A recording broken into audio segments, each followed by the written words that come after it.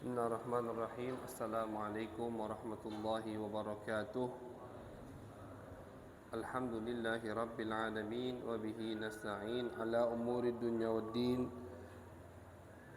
Sallallahu ala sayyidina Muhammadin khataman nabiyyin wa ala alihi wa sahbihi ajma'in. Rabbi shrah li sadri wa yassir li amri wahlul 'uqdatam min lisani yafqahu qawli. وسدد لساني واهد قلبي بجاه النبي والآل والصحب أما بعد. Alhamdulillah, ma'asyiral hadirin wal hadirat yang dimuliakan oleh Allah Subhanahu wa taala. Pada malam hari ini kita kembali dikumpulkan oleh Allah Subhanahu wa taala dalam keadaan sehat wal afiat untuk melanjutkan daripada kajian seperti biasa, yaitu di materi ilmu fikih, ilmu ibadah, bagaimana kita bisa menyembah Allah Subhanahu wa taala dalam keadaan sah yang benar. Alhamdulillah, kita sekarang sudah ada di bab al-ghusli, bab yang menerangkan tentang bagaimana kita mandi atau apa saja mandi-mandi yang wajib dan mandi-mandi yang sunnah. Al-Imam Al-Muallif di sini mengatakan, qala la yajibul ghaslu 'alal hayyi illa bil janabah. Yang wajib mandi untuk orang yang masih hidup itu ada beberapa sebab. Yang pertama adalah al-janabah. Al-janabah itu keluar keluar mani atau keluar sperma, itu al-janabah. Atau al-janabah juga bisa diartikan al-jima, berhubungan suami dan istri. Jadi janabah itu bisa dua, baik itu keluar sperma atau hubungan suami dan istri. Beda Ustadz, beda. Contoh, hubungan suami dan istri belum pasti keluar sperma si suami. Nah, di sini wajib tak mandi? Tetap wajib mandi walaupun spermanya tidak keluar. Jadi kalau maaf ya, tidak ada malu dalam ilmu. Jadi kemaluan si suami sudah masuk ke kemaluan si istri, maka di situ sudah kena kewajiban mandi walaupun tidak keluar spermanya laki-laki. Jadi masuk baik, udah wajib mandi. Makanya al-janabah di sini ada dua, al-jima atau khurujul mani. Hubungan berhubungan suami istri, atau tadi keluar sperma. Kalau dua-duanya ada, ya lebih wajib mandi lagi gitu. Jadi yang pertama keluar mani, yang kedua hubungan suami dan istri, itu yang mewajibkan kita mandi. Untuk laki-laki dan untuk perempuan, suami dan istri. Istri keluar mani. Sahabiyah, sahabat perempuan yang bernama Ummu Sulaim bertanya kepada Nabi besar Muhammad sallallahu alaihi wasallam, "Ya Rasulullah, umpama ada perempuan bermimpi seperti yang sering dialami oleh kaum laki-laki, dan di dalam mimpinya tadi keluar sperma, apakah perempuan tadi wajib mandi?" Jawab Nabi, iya. Si perempuan juga wajib mandi. Jadi dua sebab ini sama laki-laki dan perempuan, yaitu tadi al-jima, hubungan suami dan istri. Kedua khurujul mani, keluar sperma. Yang ketiga yang sama hukumnya laki-laki dan perempuan adalah al-maut, kematian. Ketika seseorang meninggal, di situ dia kena kewajiban mandi.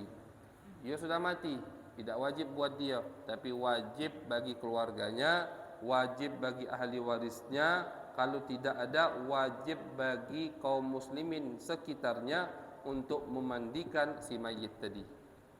Kenapa? Karena kematian termasuk sebab mewajibkan untuk mandi. Jadi 3 sebab ini sama laki-laki dan perempuan. Pertama, keluar sperma. Kedua, aljima, ya, hubungan antara suami dan istri. Ketiga adalah kematian. 3 hal ini laki dan perempuan hukumnya sama. Semua kena kewajiban mandi. Yang keempat, ya, al-wiladah adalah melahirkan. Nah, ini hanya untuk perempuan, ya. Al-wiladah, ya, ketika perempuan melahirkan itu dia wajib mandi setelah melahirkan. Umpama tidak ada nifas, karena nifas nanti lain lagi, ya. Jadi wiladah, melahirkan, keluar sudah, ya, bayinya, walaupun, ya, yang keluar ini tidak ada kotorannya, maksudnya bersih. Kan ada kan? Terkadang ada, terkadang. Tapi biasanya normalnya ketika perempuan melahirkan, pasti bayi tadi bercampur dengan darah, bercampur dengan lendir-lendir, kan gitu. Umpama bersih, yang seperti Nabi, katanya Nabi Muhammad SAW ketika dilahirkan oleh ibundanya Siti Aminah radhiyallahu anha, itu bersih, kering, ya. Tidak ada lendir, tidak ada darah, tidak ada, bersih, udah bagus, udah wangi. Itu Nabi besar Muhammad sallallahu alaihi wasallam. Umpama ada yang seperti itu, tetap kena kewajiban mandi. Apa sebab mandinya tadi? Sebab mandinya adalah karena melahirkan bayi. Umpama lagi keguguran, wajib mandi tak Ustaz? Wajib mandi. Jadi walaupun bayinya tadi belum sempurna, baru 3 bulan, baru 2 bulan, atau 6 bulan, 7 bulan, pokoknya melahirkan atau keguguran, di situ si perempuan tadi wajib mandi. Ya, itu kewajiban yang keempat, ya, agar seseorang tadi kena kewajiban mandi. Terus ma'asyiral hadirin yang dimuliakan oleh Allah Subhanahu wa taala, ya, kewajiban mandi ini tidak kena kalau misalkan bayinya kembar 2, keluar 1, belum kena kewajiban mandi. Nanti setelah satunya lagi keluar, baru dia kena kewajiban mandi. Jadi habis ke dulu dua-duanya, baru kena kewajiban mandi.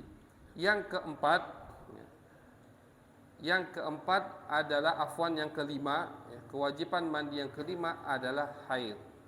Ketika perempuan datang bulan atau nifas. Nifas itu darah yang keluar setelah melahirkan, bukan bareng bayi, bukan. Yang sebelum bayi keluar atau darah yang keluar bareng dengan bayi itu bukan nifas. Tapi setelah bayi keluar sempurna dari perut udah kosong, keluar darah, nah darah itu baru dinamakan darah nifas. Haid dan nifas juga menyebabkan wanita wajib mandi. Ya, jadi misalkan betina tadi melahirkan, habis melahirkan dia nifas, berarti dia ada kewajiban 2. Ya, kewajiban mandi karena melahirkan, yang kedua kewajiban mandi karena dia nifas.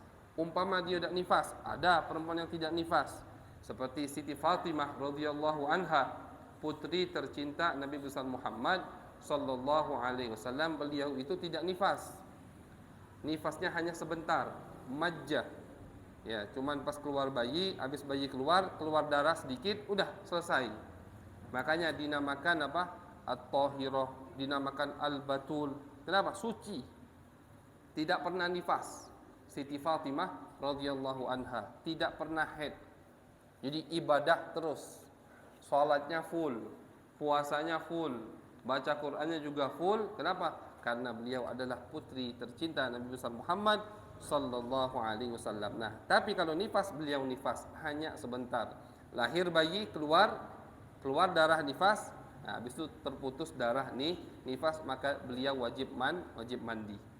Umpama tidak ada yang nifas, sama sekali tidak nifas, keluar bayi, habis itu tidak keluar darah lagi, tetap dia kena kewajiban mandi karena alasan yang keempat tadi, yaitu al-wiladah, yaitu melahirkan. Ya. Jadi alasan yang keempat sebab seseorang wajib mandi adalah melahirkan. Yang kelima al-haid, ya, datang bulan atau men bahasa perempuannya. Yang keenam adalah nifas, darah yang keluar setelah melahirkan, itu namanya nifas. Kapan mereka wajib mandi? Mereka wajib mandi para perempuan ini ketika mereka mau melakukan kewajiban sholat. Misalkan ada ibu-ibu datang bulan, nifas, haid, datang bulan, sudah 7 hari atau seminggu putus darahnya jam sekarang ini, jam 7:05. Jam 7:05 darah haidnya terputus. Azan maghrib masih 20 menit atau 30 menit lagi kurang lebih. Nah, ibu tadi wajib mandi sampai waktu maghrib sisa sedikit. Sekiranya kalau dia mandi terus dia sholat, itu pas. Misalkan mandi 10 menit, sholat 5 menit, berarti sekarang belum kena kewajiban mandi, darahnya sudah terputus. Kalau dia mau sholat, wajib mandi, tapi belum wajib sekarang. Kapan dia wajib mandi? Ketika waktu maghrib tinggal 15 menit lagi. Waktu maghrib sisa 15 menit lagi, di situ dia wajib mandi. Misalkan mandi 10 menit dan wajib sholat maghrib, sholatnya 5 menit. Jadi kewajiban mandi untuk perempuan itu bukan ketika haid terputus, bukan. Tapi ketika dia hendak sholat, baru dia wajib mandi, karena sholatnya tadi tidak sah kalau dia tidak mandi. InsyaAllah jelas Pak ya. Jadi ada 6 sebab kita ini wajib mandi, atau manusia wajib mandi ada 6 sebab. Yang pertama ya adalah khurujul mani, keluar sperma, bagaimanapun cara keluarnya, ya pokoknya keluar sperma dia wajib mandi. Yang kedua al-jima, ya, berhubungan dengan istri, ya, suami dan istri wajib mandi. Walaupun di berhubungan ini tidak keluar sperma, tetap wajib dia mandi. Yang ketiga adalah al-maut, adalah kematian. Ketika orang mati wajib, ya, dia terkena wajib mandi, tapi bukan dia yang wajib. Kewajiban ini terkena kepada keluarga, ahli waris, atau orang muslim sekitarnya. 3 hal ini setara atau sama laki-laki dan perempuan. 3 lagi itu hanya khusus untuk perempuan, yaitu melahirkan. Yang kelima datang bulan, men.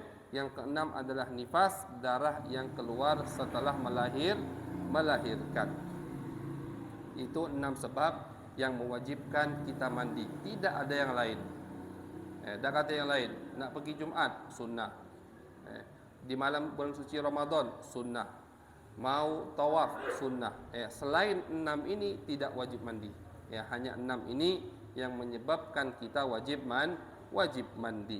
Kemudian di sini Al-Imam Nawawi mengatakan umpama ya ada mayit sudah mandi.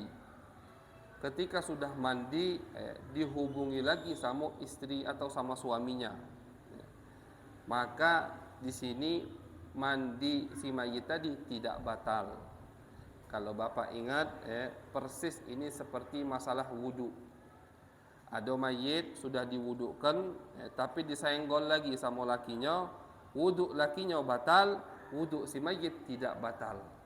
Begitu juga ini, mayit wajib dimandikan, sudah dimandikan, selesai dimandikan, dihubungi lagi sama suaminya. Misalkan si suami wajib mandi walaupun yang dihubungi tadi mayit sudah mati, tapi suami tetap wajib mandi.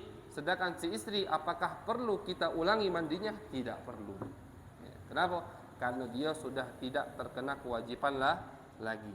Yang penting sudah kita mandikan, walaupun suaminya menghubungi dia lagi, hanya suaminya yang kena kewajiban mandi, istrinya tidak kena kewajiban mandi. Jadi itu 6 sebab yang mewajibkan kita mandi. Walahu fardani la yasihhu illa bihima. Di sini Al-Imam Nawawi mengatakan bahwasannya di dalam mandi ini ada dua kewajiban yang harus kita perhatikan, karena tanpa dua kewajiban ini mandi kita tidak sah. Al-awwal, yang pertama, an-niyatu makrunatun bi awwali juz'in yaghsiluhu min jasadihi. Yang pertama kewajiban ketika kita mandi, yang pertama adalah niat. Jadi mandi itu wajib niat, sama seperti wudu, wajib niat. Niatnya bagaimana? Niatnya tidak usah ruwet-ruwet.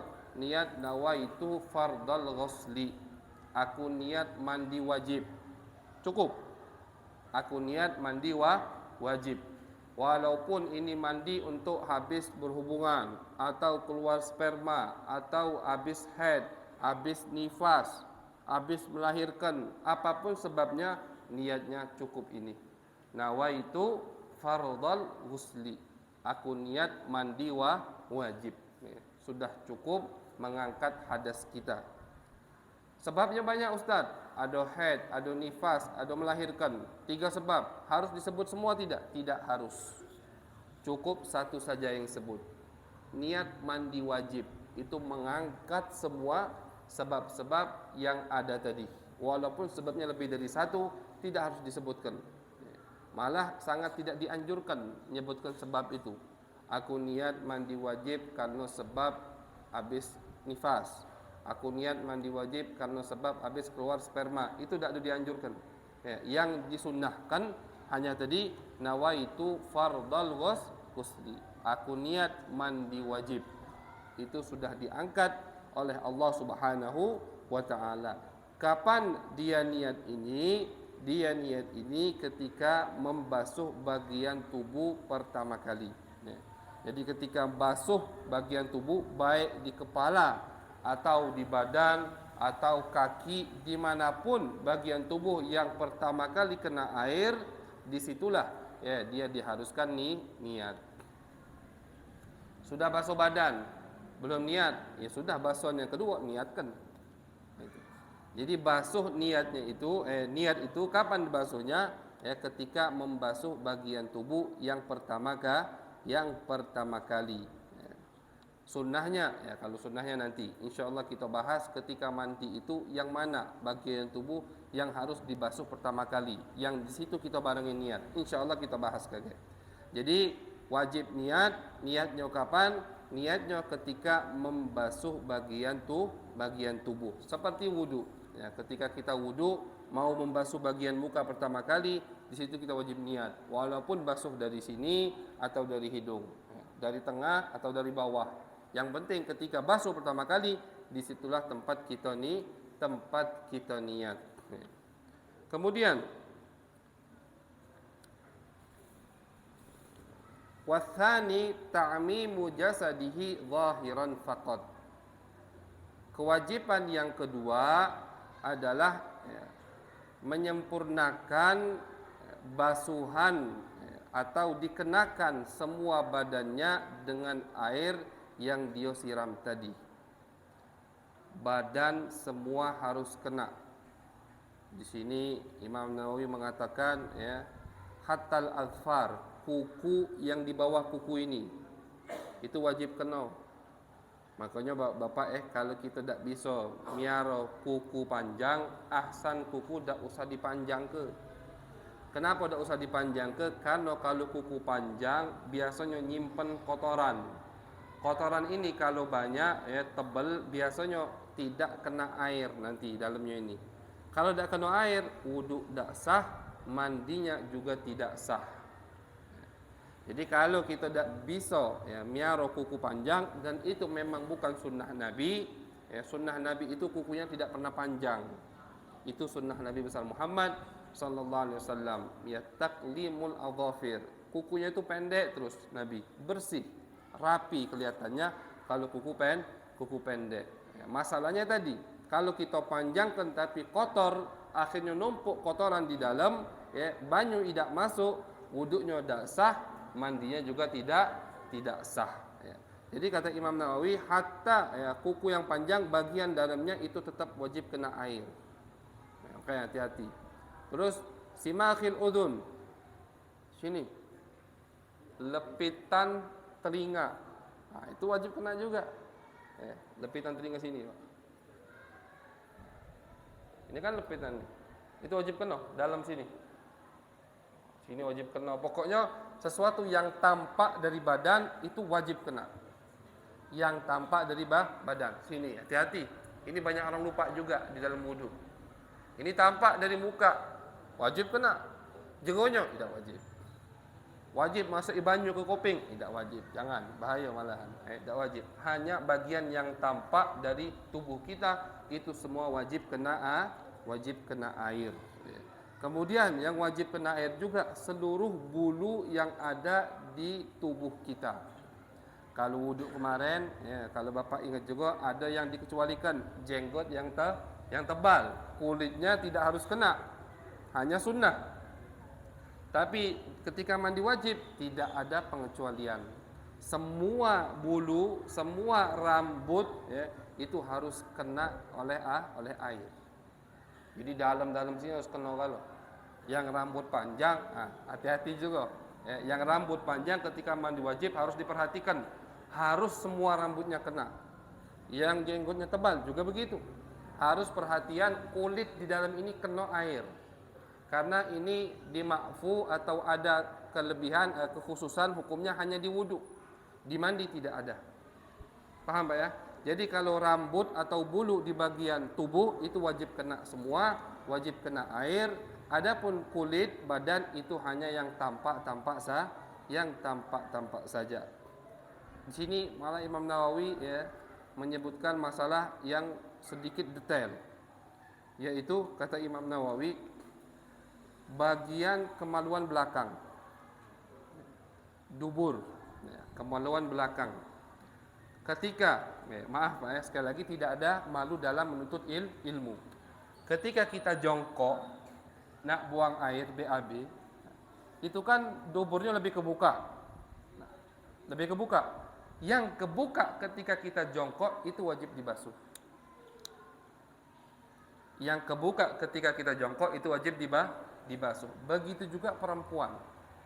Kemaluan depannya, apalagi perempuan yang sudah bukan perawan, kemaluan depannya ketika jongkok itu lebih terbuka.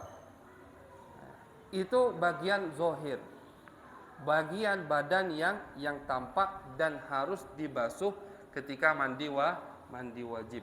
Jadi ini harus diperhatikan. Apalagi yang punya istri, kasih tahu. Soalnya takut dia basah-basahi bagian tadi tidak kena air.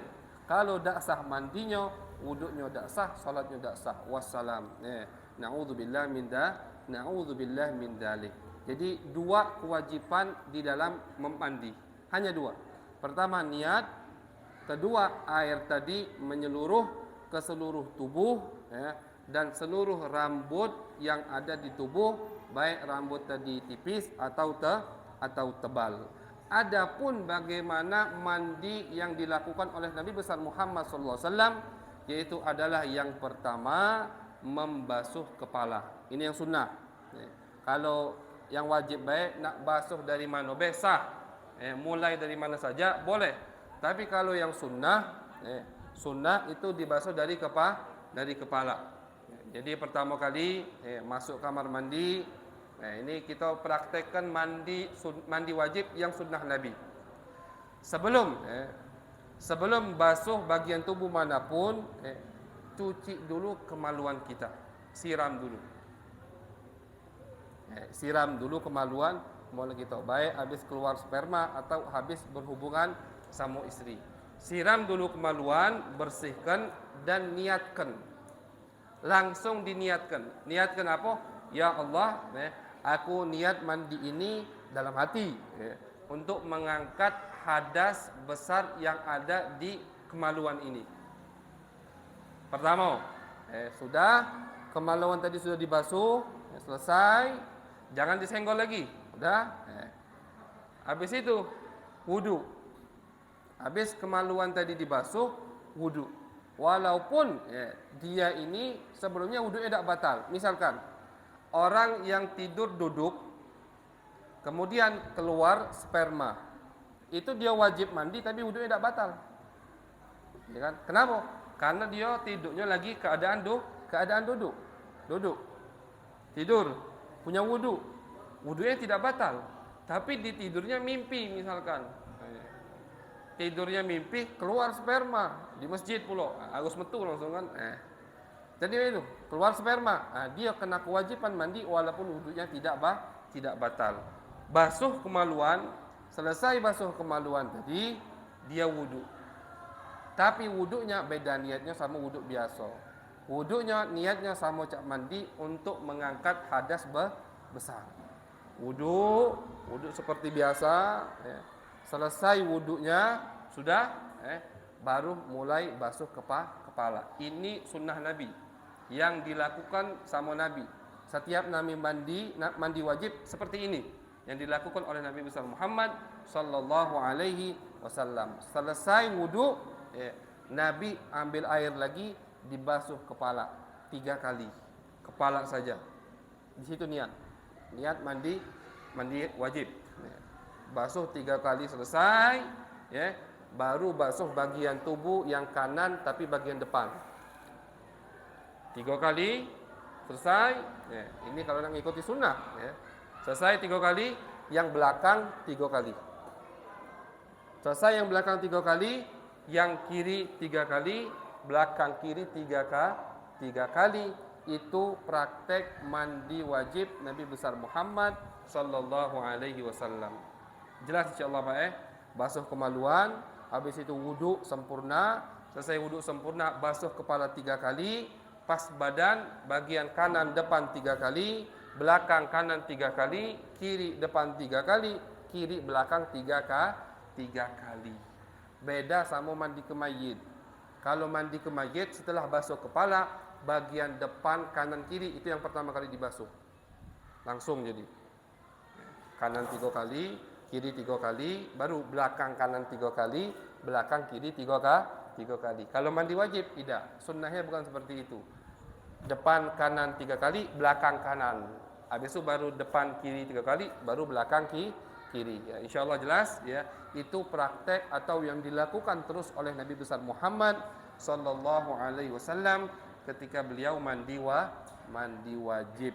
Ya, kita ikuti insyaallah ya, untuk mengikuti sunnah beliau. Ya, jadi walaupun kayak sepele, sepele ini sunnah Nabi ini, cuman kalau kita ikuti, ya, insyaallah keluar dari kamar mandi yang metu cahaya.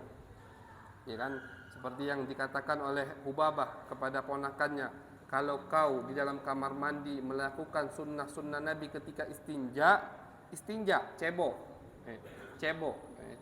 cuma ngikuti sunnah Nabi, kau akan keluar dari kamar mandi dipenuhi dengan cahaya Nabi besar Muhammad sallallahu alaihi wasallam. Padahal keluar dari kamar mandi karena itu berkat mengikuti sunnah Nabi besar Muhammad sallallahu alaihi wasallam. Adapun mandi yang sunnah itu banyak.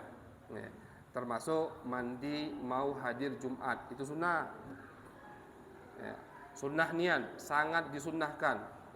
Kata Nabi Muhammad, kalau mau pergi Jumat fal yang tasil, maka kalian mandilah. Tapi dicek sama ulama, ini bukan mandi wajib, hanya mandi sunnah. Mau hadir perkumpulan acara Islam juga disunnahkan mandi. Mau menyambut hari raya juga disunnahkan mandi. Hari Idul Adha, Idul Fitri disunnahkan mandi. Di bulan suci Ramadan setiap malam disunnahkan mandi. Malam mandi. Yang dianjurkan atau yang disunnahkan ketika malam. Dan yang paling banyak mandi sunnah ketika kita haji atau umroh. Nah, pas haji itu banyak niat. Nak masuk Makkah sunnah mandi, mau niat sunnah mandi, mau tawaf sunnah mandi. Banyak sunnah mandi atau mandi sunnah. Afwan, bukan sunnah mandi. Mandi sunnah, bukan mandi wajib. Mandi sunnah ketika haji yang sangat dianjurkan oleh Nabi besar Muhammad sallallahu alaihi wasallam. Yang terakhir, Imam Nawawi membahas ketika orang ada kewajiban mandi wajib, dia tidak boleh melakukan 3 hal. 3 hal yang udah lewat sama seperti yang kata wudu. 3 hal lagi ditambah, tidak boleh membaca Al-Quran. Kalau yang tak kata wudu, tidak boleh menyentuh, tapi boleh membaca Al-Quran. Kalau orang punya hadas besar, punya kewajiban mandi besar, tidak boleh membaca Al-Quran. Tapi kalau diniatkan untuk Al-Quran, misalkan Ustaz, wong lagi lagi nifas, dia zikir, di zikirnya ada Al-Quran, tidak apa-apa dibaca. Kalau di zikir tadi, di rotib, misalkan di wirid dia ada lafaz-lafaz Al-Quran, di situ tidak apa-apa dibaca. Tapi kalau dia nak niat baca Quranian, baru tak boleh. Semasa dia haid, semasa dia nifas, atau orang yang punya kewajiban mandi besar, tak boleh baca Al-Quran. Kemudian al-mukthu fil masjid. Orang yang punya kewajiban mandi besar juga tidak boleh menetap di dalam masjid. Tak boleh. Apalagi sampai duduk berjam-jam, tak boleh. Aqal tumakninah, duduk sebentar saja, tak boleh. Haram. Kenapa? Karena masjid ini suci. Kata Allah, tidak boleh mendekati masjid kecuali orang-orang yang suci. Ketiga, yang tidak boleh lewat juga tidak boleh. Orang yang punya hadas tidak boleh taraddud. Taraddud itu taraddud itu masuk dari sini, metunya dari sini lagi, tak boleh. Tapi kalau lewat, masuk dari sini, metu dari pintu itu boleh. Jadi 3, baca Quran tidak boleh, menetap di masjid tidak boleh, muter-muter di masjid juga tidak boleh. Ya. Kalau cuma lewat, keluar masuk dari pintu situ, keluar dari pintu satunya, itu boleh, walaupun pintu satunya itu besar, seperti Masjid Nabawi atau Masjid Mekah, Masjidil Haram. Pintunya kan jauh tuh, nah tidak apa-apa, masuk dari sini, keluar dari situ, asalkan tidak keluar dari pintu yang sama. Ya, karena itu dihitung muter-muter, jadi tidak boleh. Cuman yang haram, misalkan perempuan takut darahnya netes, nah itu juga tidak boleh. Walaupun dia masuk dari sini, nak keluar dari situ tidak boleh. Kalau takut darahnya netes, itu yang diharamkan ya untuk orang yang ada kewajiban mandi besar. Insya Allah jelas. Silahkan ya kita buka yang ada pertanyaan.